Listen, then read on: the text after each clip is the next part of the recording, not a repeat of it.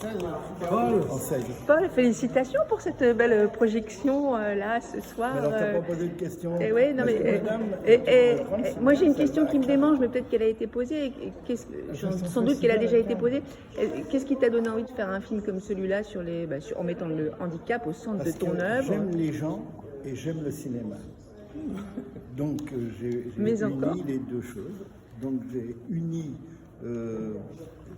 les gens pour qui je travaillais, ou du moins pour qui j'ai développé un secteur qui n'existait pas. Je suis l'inventeur du tourisme pour adultes handicapés. Ça n'existait pas. Et en plus, j'avais envie effectivement de faire du cinéma. C'était une activité comme d'autres font l'équitation ou tout. Donc c'était l'union des deux choses. Et moi, je trouve que ça a sorti un bon produit au bout. Puis peut-être un regard, on pourrait parler d'un regard. Ton regard sur les... Ah, mon regard, le mien, le regard cinéma. Ton regard sur le handicap?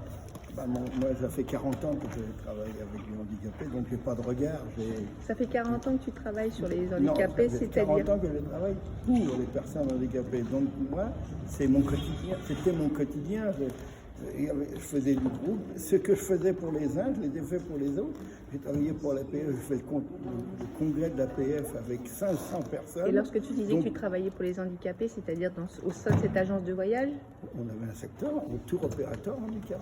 Et voilà, et il s'appelait, il est juste à la fin du film, il s'appelle Les Vacances Protégées.